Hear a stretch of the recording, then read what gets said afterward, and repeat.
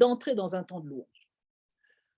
Mais avant de pouvoir voir ensemble comment entrer dans ce temps de louange, voyons d'abord pourquoi il est important dans le culte, quand nous conduisons notre culte, de louer le Seigneur.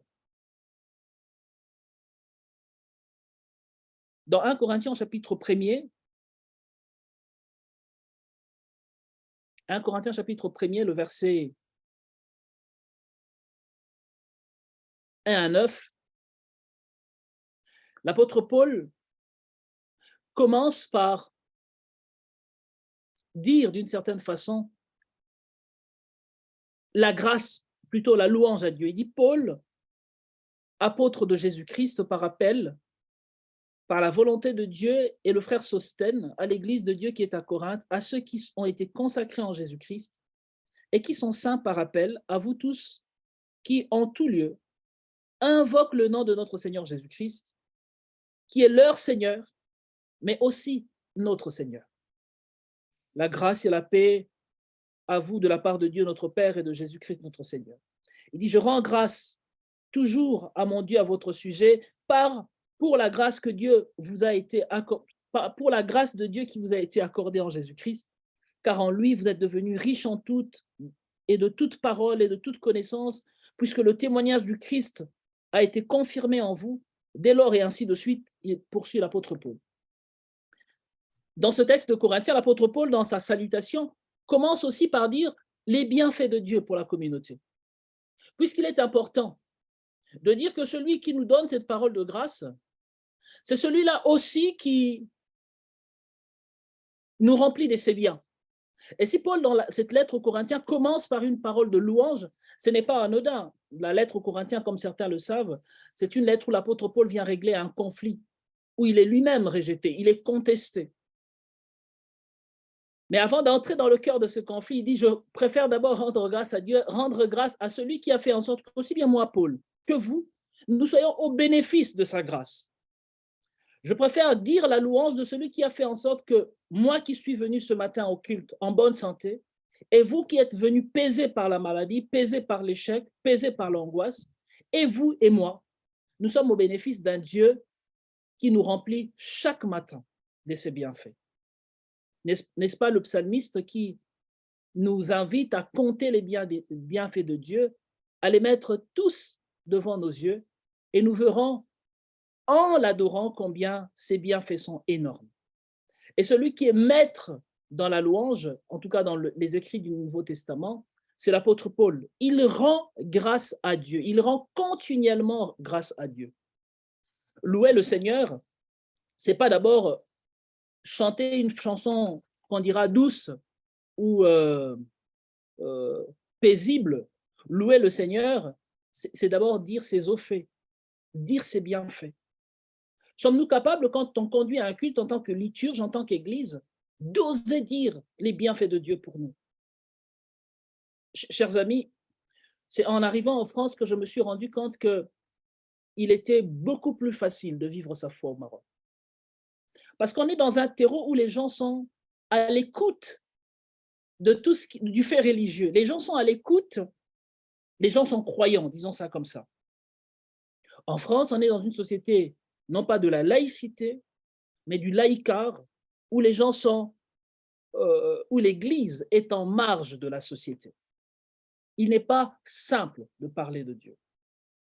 Et dans une société pareille, on oublie quelquefois de compter les bienfaits de Dieu.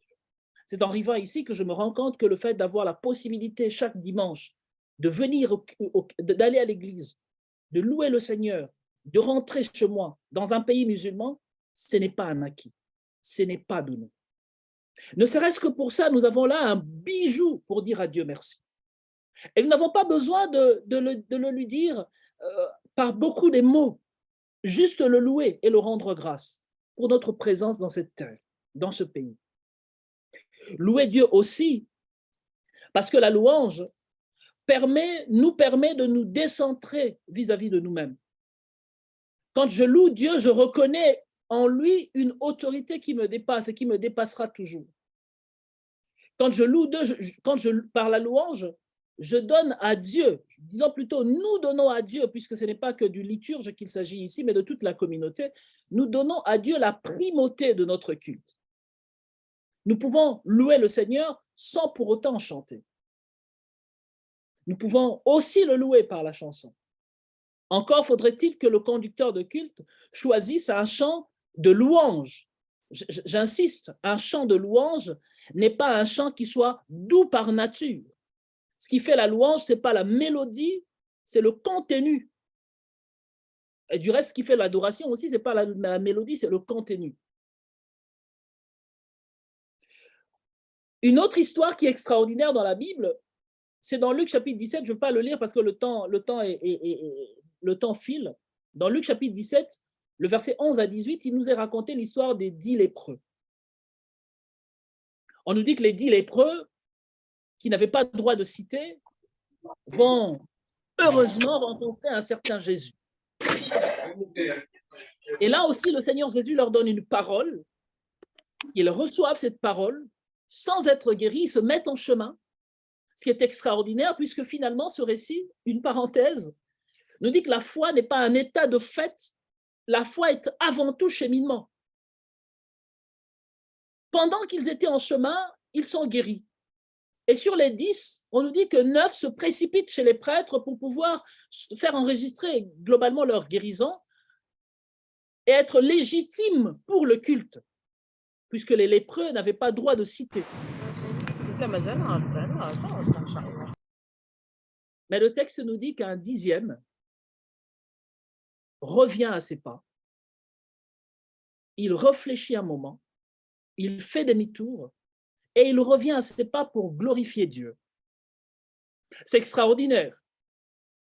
Quand il revient pour glorifier Dieu, le Christ lui dit « Où sont les 9 autres ?» puisque lui était étranger. Et celui qui est revenu n'a pas simplement reçu, et ça vous le savez, les lecteurs de la Bible le savent, n'a pas simplement reçu guérison, mais il a aussi reçu salut. Il n'a pas simplement reçu quelque chose de l'ordre du physique, j'ai envie de dire du charnel, mais il a reçu quelque chose qui dépasse le physique et le charnel, quelque chose qui donne un sens à sa vie. Il a reçu le salut. Donc la louange, nous pouvons aussi la comprendre, ne serait-ce que par ce texte, comme étant la capacité de déclarer, de confesser sa foi. Quand je viens louer Dieu, je lui dis ma confiance, et donc je lui dis, puisque c'est bien cela la foi. Emouna en hébreu, c'est faire confiance. Amen, comme on le dit en français, la vérité. Faire confiance de façon véridique. Quand je dis la louange, je dis à Dieu ma confiance. Ça ne veut pas dire que tout va très bien en moi. Ça ne veut pas dire que je vis aux anges. Non. Ça ne veut pas dire que je n'ai pas des soucis. Pas du tout. Ça veut juste dire que je reconnais qu'il y a quelqu'un qui est plus grand que moi, quelqu'un auprès de qui je dépends et quelqu'un qui prend soin de ma vie. Voilà ce qui est pour moi le sens de la louange. Et par ricochet, je vais très rapidement parler de l'adoration, puisqu'il est question ici d'adoration aussi. Adorer le Seigneur, finalement, c'est dire ses bienfaits. Dire qui il est, dire qui il est. Si la louange, c'est dire les hauts faits, les bienfaits de Dieu, l'adoration, c'est dire qui Dieu est. C'est assez paradoxal, d'ailleurs, parce que nous ne pouvons pas dire qui Dieu est. Je dis, c'est très paradoxal et je nous invite en tant que conducteur de culte de prendre la mesure de cela. Je vais dire quelque chose qui pourrait aussi encore nous heurter. La Bible, en tout cas l'Ancien Testament, est l'un des rares textes religieux où le nom de Dieu n'y apparaît pas. Un théologien juif a d'ailleurs dit que c'est une religion sans Dieu. C'est-à-dire que quand Moïse demande à Dieu la révélation de son nom, la première chose que Dieu dit à Moïse, c'est qu'il n'a pas de nom. Il ne peut pas le connaître puisqu'il est insaisissable. Je suis qui je suis, ou je serai qui je serai. Je suis et je resterai insaisissable. Tu ne peux pas me maîtriser. Et Bethel, comme on l'a vu tout à l'heure, avec Jacob, on va dire le Dieu de Bethel, ou El, qui est un diminutif de Elohim, qui veut dire les dieux, n'est pas le nom de Dieu en tant que tel. Le Dieu de la Bible, c'est un Dieu que je ne peux pas posséder. Il me possède, mais je ne peux pas le posséder. Alors, si ce Dieu, je ne peux pas le nommer, comment pourrais-je alors parvenir à l'adorer? Comment adorer quelqu'un que je ne peux pas connaître? Quelqu'un que je ne peux pas nommer, plutôt, disons ça comme ça. Et c'est là où il y a l'humour avec Dieu. Puisque ce Dieu qu'on ne peut nommer, dans l'Ancien Testament, on a quand même su poser une image de lui par rapport aux expériences que l'on vit avec lui. Quand Abraham doit offrir son fils Isaac en holocauste, Abraham va donner un nom à Dieu qui n'est pas le nom de Dieu, qui est plutôt le nom de l'expérience qu'Abraham vit avec ce Dieu. Voilà pourquoi dans le livre d'Exode, quand Dieu se définit à Moïse, quand Dieu dit qu'il pourrait être à Moïse, il lui dit que tu diras à ton peuple que je suis le Dieu d'Abraham, le Dieu d'Isaac et le Dieu de Jacob. Permettez-moi d'ouvrir vite une parenthèse que je vais vite fermer. En disant je suis le Dieu d'Abraham, le Dieu d'Isaac et le Dieu de Jacob, il veut d'abord dire qu'il est le Dieu qui s'est révélé à Abraham, à Isaac et à Jacob, dans les expériences qu'Abraham, Isaac et Jacob ont vécues. Mais en même temps, il dit qu'il est le Dieu qui ne s'est pas révélé de la même façon à Abraham, à Isaac et à Jacob. Parce que s'il s'était révélé de la même façon, il aurait dit « Je suis le Dieu d'Abraham, d'Isaac et de Jacob ». Mais il ne le dit pas, le texte ne le dit pas. C'est là où il y a la finesse dans notre... C'est là où il devrait avoir de la... C'est là où je nous sensibilise, pardon, dans notre lecture de la Bible. Il dit « Je suis le Dieu d'Abraham, virgule, le Dieu d'Isaac, virgule, et le Dieu de Jacob ».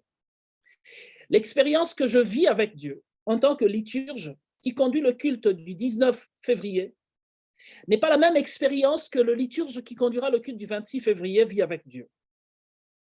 Mais la responsabilité que nous avons quand nous préparons notre culte, puisque ce n'est pas un culte à moi seulement, mais le culte de la communauté, c'est d'avoir la capacité de formuler ma louange et mon adoration par rapport à l'expérience que la communauté vit avec ce Dieu. Ainsi, quand on va parler d'Adonai Jireh, le Dieu qui se pourvoit, il est Jireh par rapport à l'expérience qu'Abraham a vécue. Il est l'éternel Shalom par rapport à l'expérience que les juges, que Gédéon va vivre. Il est le Dieu d'Israël par rapport à l'expérience que Jacob va vivre. Mais ce Dieu-là qu'on n'a pas pu nommer dans la Bible, puisqu'il était un Dieu transcendant, puisqu'il est un Dieu transcendant, un Dieu que je ne peux pas saisir, ce Dieu fait le choix par l'incarnation de me rejoindre et de me visiter en Jésus-Christ. Et c'est très important ce que je suis en train de dire, parce que je ne suis pas, je ne doute pas que parmi nos liturges, il y a de celles et ceux qui ne sont pas du tout trinitaires. Il y a de celles et ceux qui ne croient pas que Jésus-Christ est Dieu, mais qui conduisent nos cultes. Et ce n'est pas, pour moi, ce n'est pas quelque chose à prendre à la légère. Puisque le Dieu que je prie, c'est le Dieu de et le Dieu en Jésus-Christ. Celui qui m'a rejoint. Je ne sais pas si on se comprend, et je ferme là cette parenthèse. Donc, par l'adoration, je vais oser dire l'expérience que nous vivons en communauté par rapport à ce Dieu. Et ce n'est pas quelque chose de simple à faire. Comment, aujourd'hui, en 2023, l'Église évangélique au Maroc peut-il oser dire une parole qui dit Dieu dans sa réalité au Maroc? C'est le défi que vous avez en tant que liturge quand vous conduisez le culte. Ce n'est pas le Dieu que toi tu expérimentes, puisque ce Dieu que toi tu expérimentes n'est peut-être pas ou ne s'expérimente pas de la même réalité que l'expérience que nous vivons, que vous vivez ensemble dans la communauté de Meknès, de Marrakech, de Fès, ou de Oujda, ou d'Agadir, ou de Rabat, ou de Kénitra. D'où la nécessité pour les liturges aussi de pouvoir être soutenu, ce n'est pas le mot, mais de travailler en main dans la main avec les conseils des anciens, ou ce qu'on peut appeler le conseil presbytéral. Puisqu'il y a, il y a les situations qui se vivent en paroisse, les conseillers presbytéraux le savent beaucoup mieux que beaucoup parmi nous dans nos communautés. Et il est important, en tout cas, que pour les conducteurs de culte, pour les officiants, ils soient sensibilisés par rapport aux réalités que traverse la communauté. Voilà, je finirai par dire la louange, adoration et louange, ce qui fait la louange et ce qui fait l'adoration n'est pas tant la tonalité de nos chants, n'est pas tant la mélodie de nos chants, mais le contenu de nos cantiques. Et il faut avoir le courage, en tant que responsable d'église, de régir cela et de ne pas céder à ce que j'ai appelé la dictature de l'instantanéité ou la dictature des émotions. Après ce temps de louange, il y a un troisième temps. Ce qu'on appelait un temps de confession de péché. Dans la liturgie classique, ici, avant la confession de péché, il y aura plutôt ce qu'on va appeler la volonté de Dieu, la loi. Et je sais qu'au Maroc, quand on dit confession de péché, cette loi, elle est implicite, puisqu'on le dit, hein, ça n'a pas été écrit, mais elle est là, on le nomme.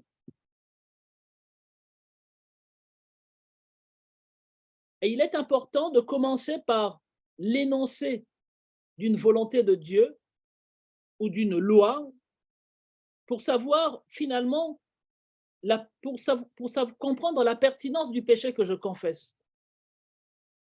Puisque la confession de péché, ce n'est pas simplement un temps qu'on peut ou ne pas mettre dans la liturgie. Mais c'est un temps qui dit aussi l'articulation du moment que je vis en tant que conducteur de culte, en tant que conducteur de louange. On a commencé par la grâce, on a rendu grâce dans la louange et l'adoration, et maintenant, dans un troisième temps, nous allons entendre ce que le Seigneur attend de nous, nous repentir par rapport à ce que nous avions pu ou pas donner comme réponse à ce que le Seigneur entend de nous. Et troisième chose, accueillir l'annonce du pardon que le Seigneur nous donne aujourd'hui, ici et maintenant. Quand je dis ici et maintenant, je ne parle pas d'ici en France, mais du Maroc, puisqu'il est question de la liturgie de l'EM. Le but d'avoir une loi ou une volonté de Dieu, dans ce deuxième temps qu'on va appeler confession du péché, c'est plutôt de nous conduire à la repentance. C'est plutôt de nous amener finalement à comprendre que quoi que je fasse, je ne peux pas mettre en pratique cette loi. C'est l'apôtre Paul qui, dans son épître aux Romains, au chapitre 7, les versets 10 et 12, va dire que la loi, à la base, elle est bonne. Mais pour moi, qui suis pécheur, cette loi me conduit à la mort. Alors que la loi est juste et bonne. Et au début de son chapitre 8, ou à la fin, pardon, de son chapitre 7, il crie même un cri de détresse en disant, mais finalement, qui peut oser me délivrer de ce corps de mort, ce corps qui finalement draine la mort, puisqu'il n'est pas capable de mettre en pratique la loi. Donc la loi a cette vocation l'énoncé de la loi a cette vocation de pouvoir me dire ce que le Seigneur attend de moi. Puisque cette loi est sainte, elle est juste, elle s'adresse à moi, elle s'adresse aussi à la communauté, bien plus, elle s'adresse aussi à celles et ceux qui ne sont pas de la communauté. Celles et ceux qui sont venus, par exemple, pour la première fois, visiter notre communauté. Et cette loi, on peut la choisir par rapport à la thématique du culte. Si c'est un culte qui tourne autour de la notion de, qu'est-ce que je peux prendre comme exemple? De la notion du repos. On peut prendre ce texte de Matthieu où il est dit « Venez à moi, vous tous qui êtes chargés et fatigués ». Et articuler l'invitation du Seigneur ou l'écoute de sa loi par rapport à ce texte en disant « Mais finalement, ce que le Seigneur nous demande, ce qu'il attend de nous, c'est de nous abandonner, de venir à lui librement, tel que nous sommes. Ce qu'il attend de nous, ce n'est pas d'abord de changer, ensuite de venir. Non, puisque le changement vient de lui. De venir tel que nous sommes, et c'est lui qui nous donne le repos qu'il faut.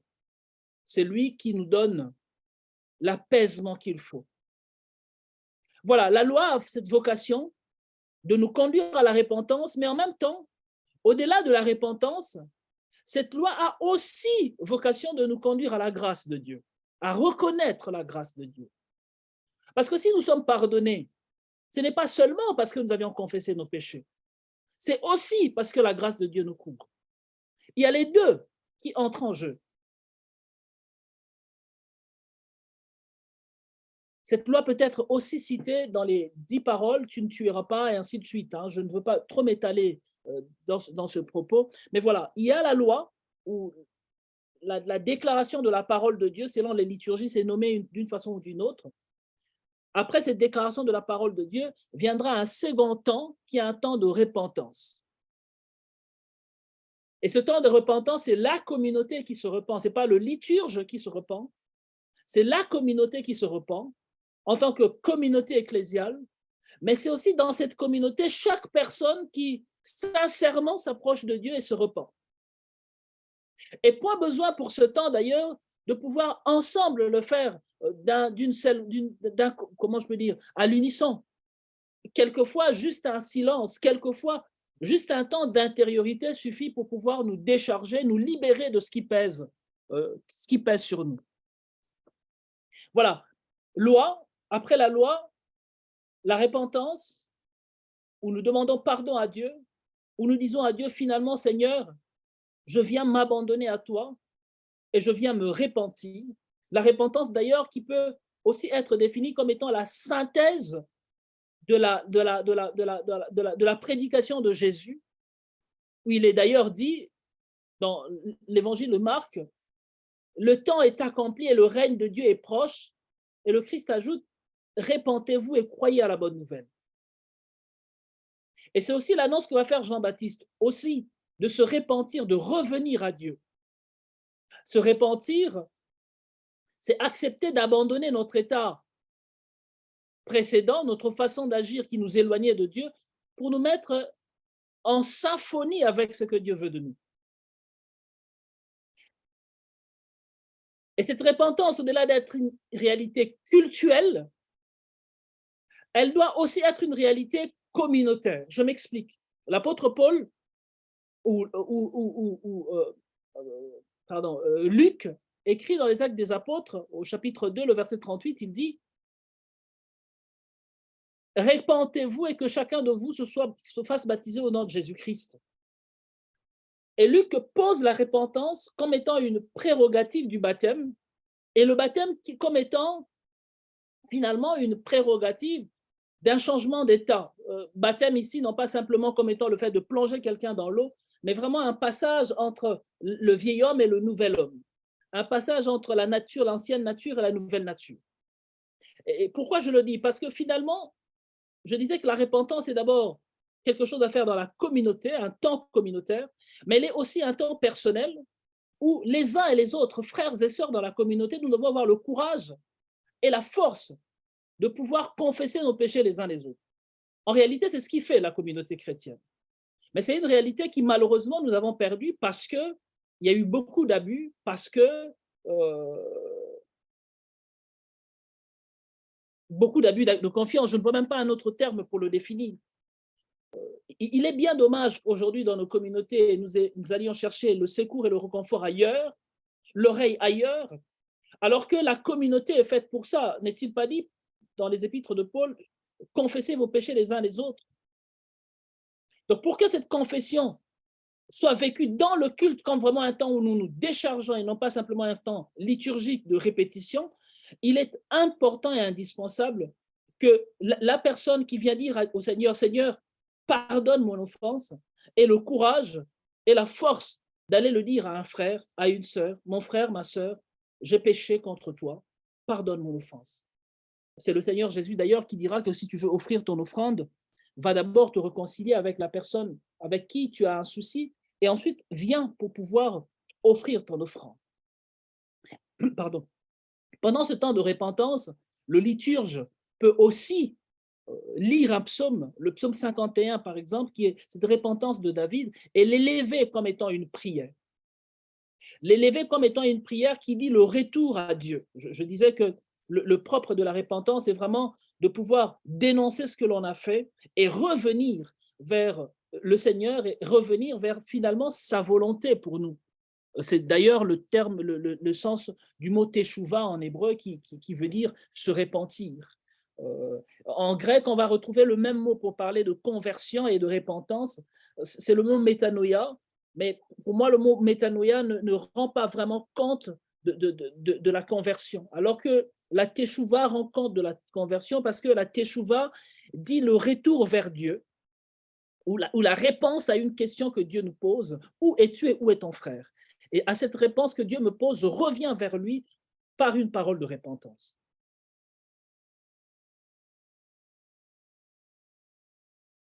Après ce temps de repentance, vient ce que vous avez appelé l'assurance du pardon. Vous avez bien compris qu'ici, dans la confession de péché, il y a pour moi 3 temps. Il y a la loi,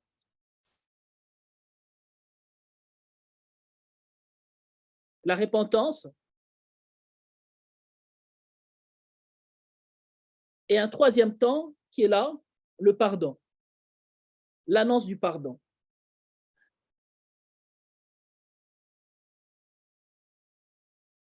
Et ce temps d'annonce du pardon pour le liturge, c'est le moment où il ose dire de la part de Dieu, pour lui et pour la communauté, une parole qui relève, une parole qui fortifie, une parole qui encourage, une parole d'espérance, mais bien plus encore, une parole d'envoi.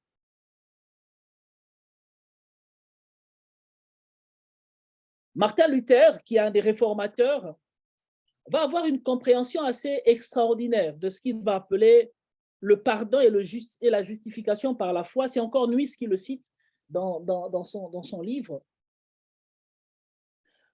Pour Luther, quand il prononce ses vœux à l'ordre des Augustins, qui est une congrégation religieuse, une des congrégations religieuses les plus strictes, pour Luther, son salut ne peut être acquis que par une quête spirituelle très forte. C'est-à-dire, pour lui, il est important d'être favorable à Dieu. Être favorable à Dieu par les jeûnes, par l'éveil, par l'exercice spirituel, par la privation corporelle, par les afflictions. Et quand il va découvrir, les ascèses, pardon, quand il va découvrir la plénitude de la grâce de Dieu en lisant les épîtres de Paul aux Romains, pour Luther, la notion même de justification et de pardon va radicalement changer. Parce que Luther va comprendre une chose, que la grâce, quoi qu'il arrive, elle nous précède toujours. Et c'est ce qui heurte, puisqu'une grâce ne coûte, si elle nous coûte, elle a coûté la vie de Jésus à la croix. À nous, elle ne nous coûte rien. Cette grâce a vocation de nous relever. Et puisque nous sommes sauvés par grâce, nous sommes invités, non pas à d'œuvrer pour le salut, mais d'œuvrer parce que nous sommes sauvés, d'où la nécessité de l'envoi. Quand le liturge dit, frères et sœurs, ce matin, le Seigneur vous relève et vous pardonne et vous relève, le Seigneur vous envoie en vous disant, va, allons, et ne soyons plus des instruments de péché, mais des instruments de liberté. Voilà la bonne nouvelle que le Seigneur nous adresse. Cette action, cette parole qui est dite, elle n'est pas dite parce que j'ai fait une belle confession, une belle repentance. Non, elle est dite parce qu'un prix a été payé à la croix. Un prix qui dépasse tout ce que je peux offrir comme sacrifice. Et ça, il ne faudrait pas que l'on l'oublie en tant que protestant et d'autant plus réformé. Ce qui me permet de me relever n'est pas la dextérité des mots dans ma prière de repentance, mais c'est la puissance de la grâce de Dieu qui m'a précédé et cette grâce qui s'est manifestée par le sacrifice de Christ à la croix. Voilà pourquoi cette parole de pardon, qui est parole d'envoi, est aussi parole d'action. C'est une parole qui finalement me dit, pars, non pas les pieds et bras croisés, non, mais pars comme étant un acteur du salut, un acteur du royaume, disons ça plutôt comme ça, de dire acteur du salut. Je vais d'ailleurs changer ça dans mes notes. Va et sois un acteur du royaume. Va, sors de ce temple et vis l'évangile où tu es. Voilà pourquoi pour nous, dans nos cultes, ce temps de pardon n'est pas une option. Ce n'est pas un temps qu'on peut balayer comme ça puisqu'on n'a plus beaucoup de temps. Ce n'est pas un temps qu'on peut balayer comme ça puisque ça ne nous dit rien. Non, le pardon n'est pas une option dans le culte, c'est une nécessité. C'est un temps indispensable puisque c'est ce temps-là qui me permet de revenir, qui me permet en revenant vers Dieu d'y revenir rassuré.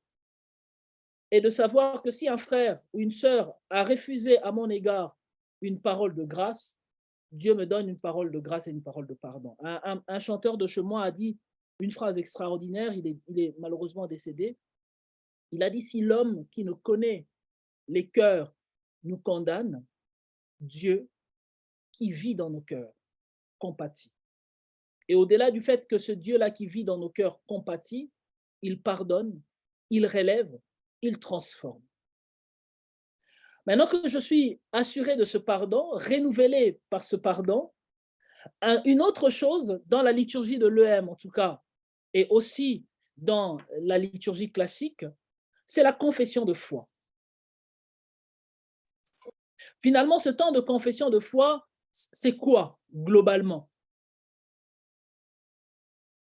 Je disais que la foi dans la Bible, aussi bien dans Deutéronome au chapitre 26 que dans 1 Corinthiens chapitre 15, est d'abord confiance, émouna. En grec, on traduira plutôt ce mot par pistis, qui renvoie à l'idée de la fidélité, mais aussi de l'adhésion. Quand je confesse ma foi, j'adhère en quelque chose. En fait, j'admets comme vrai une réalité. Et quelle est cette réalité que je peux admettre comme vraie? Cette réalité peut être, par exemple, le concile de Nicée-Constantinople ou la confession des apôtres. Nous, on a souvent l'habitude de lire cette confession de foi qui est là sur le dos de notre Père, de arc-en-ciel.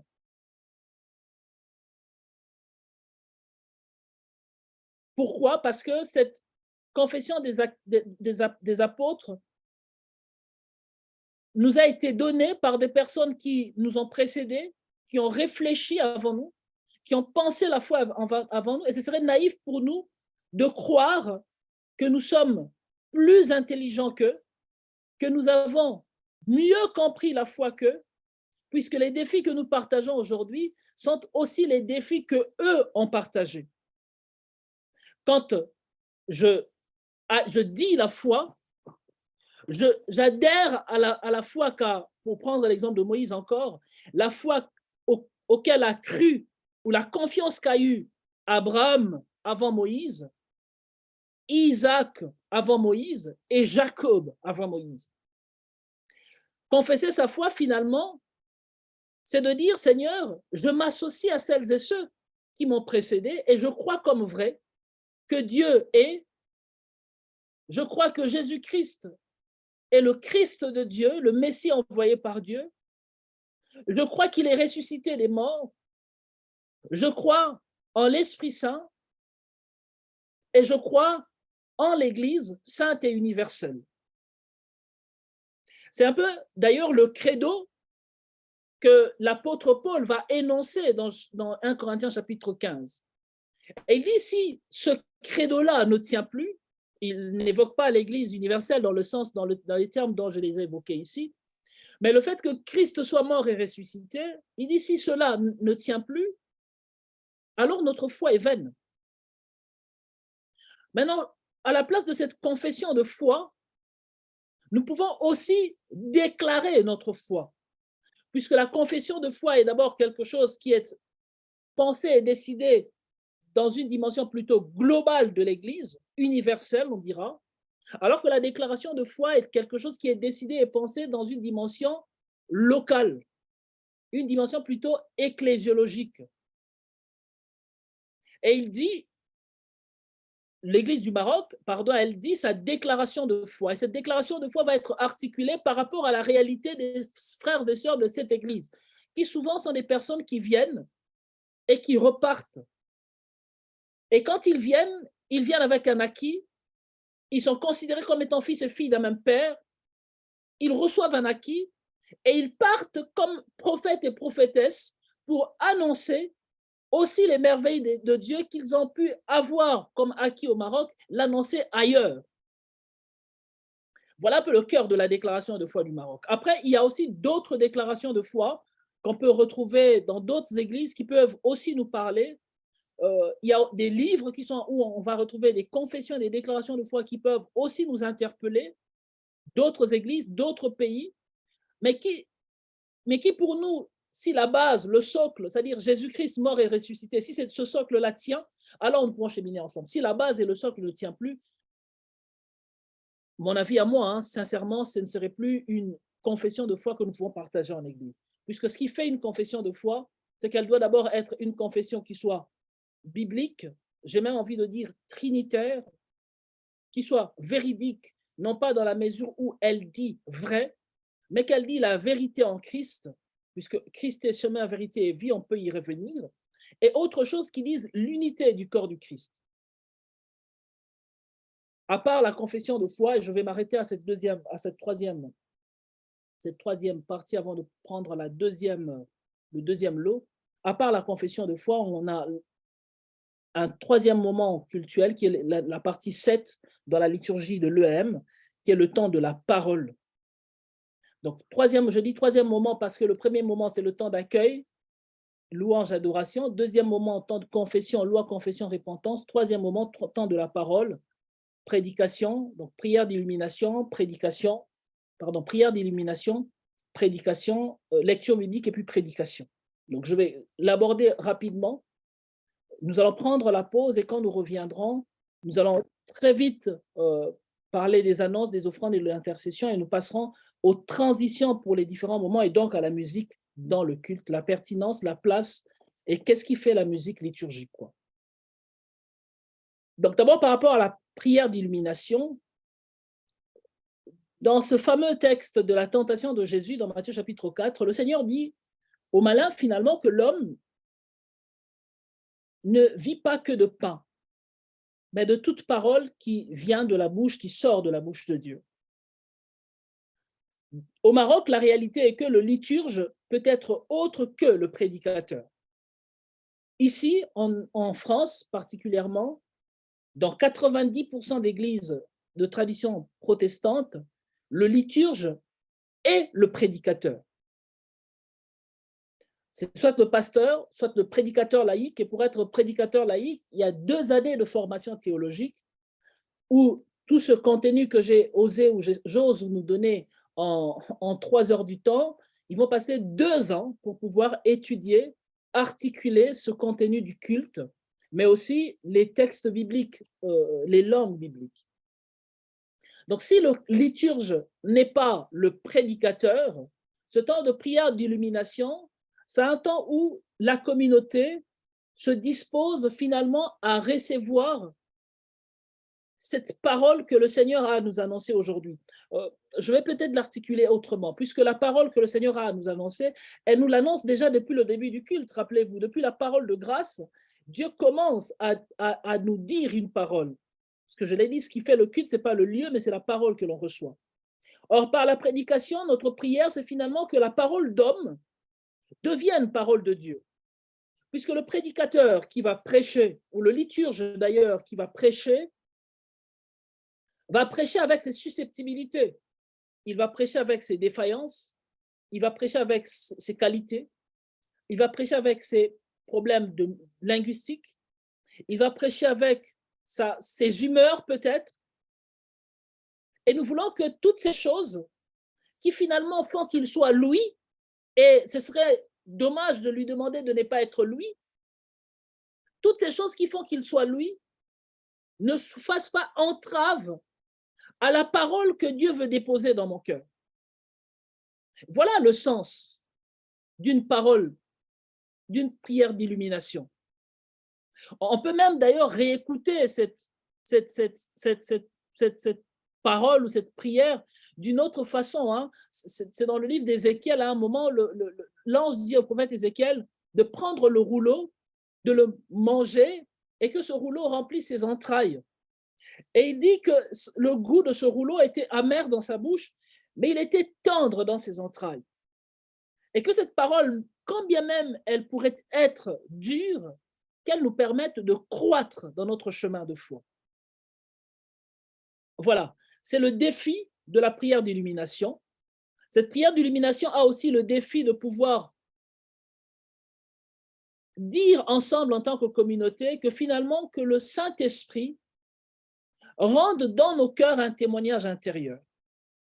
J'ai toujours dit aux uns aux autres que pour moi, le miracle de la Pentecôte n'est pas un miracle de la parole. Ce qui se joue dans la Pentecôte, ce n'est pas le parler en langue. Ce n'est pas ce que les apôtres disent. Ce n'est pas là qu'il y a... le miracle n'est pas là. Ce qui se joue dans la prédication, ce n'est pas tant ce que le prédicateur dit. Ce n'est pas là où se joue.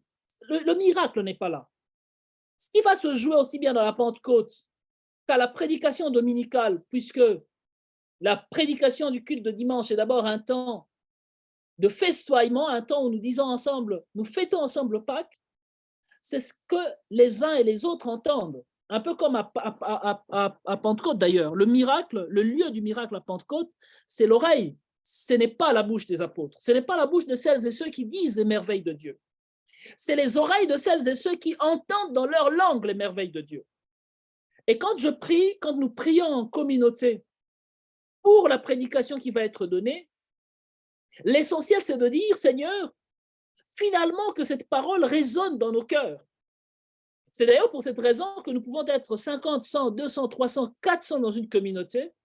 Le seul prédicateur vient donner la parole qu'il a reçue, qu'elle soit issue du texte biblique du jour, donc du plan biblique, de lecture biblique, ou qu'elle soit issue de sa propre méditation, que cette parole-là parle à plusieurs personnes qui traversent les réalités différentes. Voilà le miracle de la Pentecôte et que nous vivons chaque dimanche matin.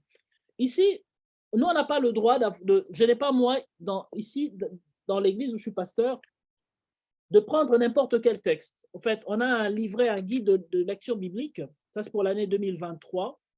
Et dans ce livret, pour chaque dimanche, je ne sais pas si vous voyez un peu, je prends le dimanche prochain, par exemple, le dimanche 26, le texte qui est lu, puisqu'on entre au temps de carême, c'est le texte de la tentation. Donc, le mot d'ordre du culte, le thème du culte serait la tentation. Et le texte, c'est 1 Jean chapitre 3, le verset 8. C'est pour détruire les œuvres du diable que le Fils de Dieu est apparu. Et autour de ce texte, il y aura un texte de l'Ancien Testament, un texte des Épîtres, un texte du Nouveau Testament. Et ma prière d'illumination va prendre aussi conscience et connaissance de tout ça, tous ces textes, pour que ces textes qui seront lus, finalement, aient une résonance dans mes oreilles. Non pas mes oreilles à moi en tant que prédicateur seulement, ou en tant que liturge, mais dans les oreilles de la communauté. Et c'est là où il y a l'enjeu de la prière d'illumination. Voilà. Je ne prie pas pour que l'orateur ait plus d'éloquence. Je prie pour que sa parole, pour que la parole qu'il ou qu'elle va dire, qui revêt ce qu'on va dire un format humain, animal, une forme humaine, une forme animale même, que cette parole prenne vie et fasse naître en moi une parole divine. Et enfin, après cette prière d'illumination, vient un temps de prédication. Ce n'est pas le sujet du cours d'aujourd'hui. La prédication, on n'en parlera pas. Hein, après la prédication, c'est tout un cours aussi.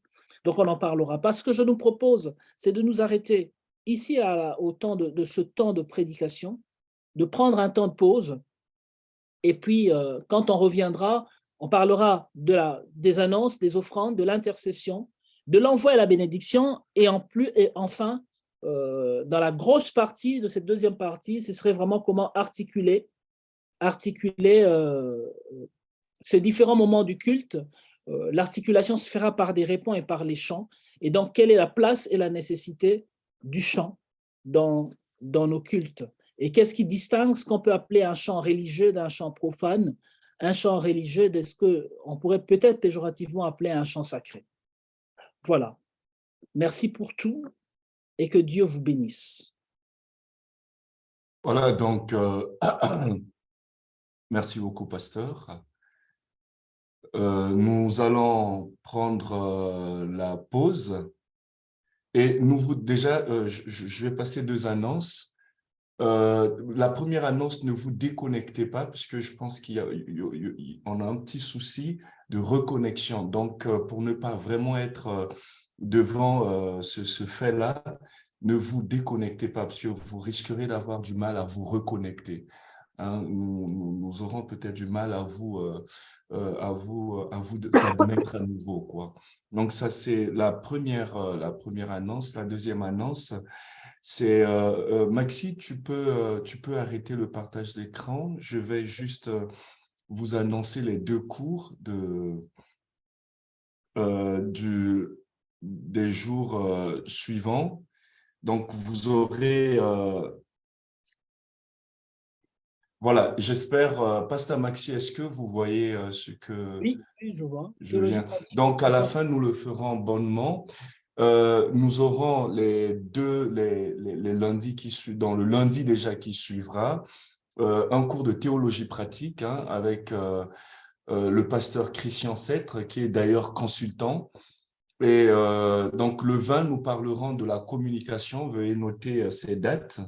Nous parlerons de la communication dans nos différentes responsabilités. Et donc, seront invités tous les responsables de commission en partant du CP et puis tous les responsables de commission. Donc, comme avec le pasteur Christian Sêtre, nous reviendrons sur la communication, comment communiquer dans l'Église, comment communiquer en tant que responsable, comment communiquer en tant que bureau et ainsi de suite. Donc, c'est pour le 20 février en théologie pratique. Et le 13 mars... Excuse-nous, mais c'est aujourd'hui le 20 février. Oh, pardon. Le 27. Bah, heureusement, la Youn est là. Hein. Voilà, le 27, pardon. Donc, le lundi prochain. Merci beaucoup, maman Sabine. Donc, le 27, il n'y aura pas un autre 20 février. Voilà. Donc, le 27 février, nous aurons la communication, je reprends le 27 février, nous aurons la communication avec le pasteur Christian Sêtre. Voilà, donc ensuite, le 13 mars, dans 2 semaines pratiquement, nous aurons conflit, négociation et médiation, toujours avec notre consultant, donc le pasteur Christian Sêtre, qui est par ailleurs actuellement le président de la CFE.